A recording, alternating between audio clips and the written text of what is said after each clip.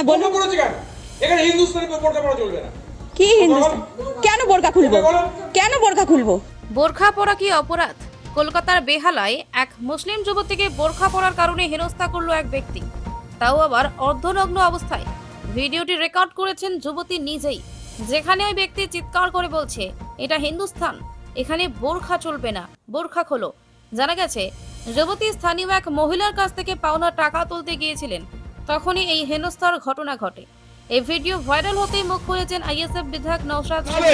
2011 সালের আগে আমাদেরকে বলা ছিল মুসলমানকে রক্ষা করব, মুসলমান তুমি ভোট দাও। আর ভোট দিয়ে বিগত দিনে অনেক ঘটনা ঘটে গিয়েছে।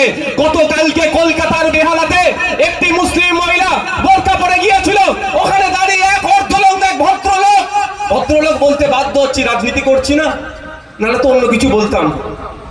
সে অর্ধলঙ্গ, সে বলছে এটা হিন্দুস্তান, এখানে বোরখা পরা যাবে না, এখানে তুমি বোরখা খুলে আসো। যে বলেছিল মুসলমানদের বাঁচাবো, তারই আমলে মুসলমান মহিলা বোরখা পরে গেলে বলছে বোরখা খুলে আসো। সংবিধানের 25 নম্বর ধারাটা খুলে দেখে নিন।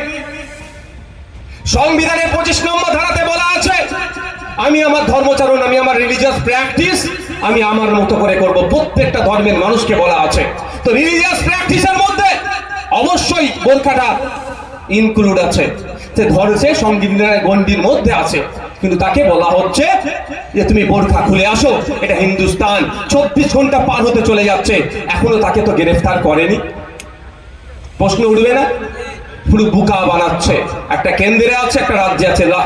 কেন্দ্রের বললে খুব মজা লাগে শুনতে, আর রাজ্যের বললে অনেকের বুক ফাটে। কেন বলো তো? এটা খারাপ জিনিস। অন্যায় অন্যায়, আমি অন্যায় করলে আমারও বিরুদ্ধে আপনাকে বলবেন। যাক, সে প্রসঙ্গে যাচ্ছে। পিস নিউজ বাংলা, সত্যের পক্ষে, শান্তির পথে।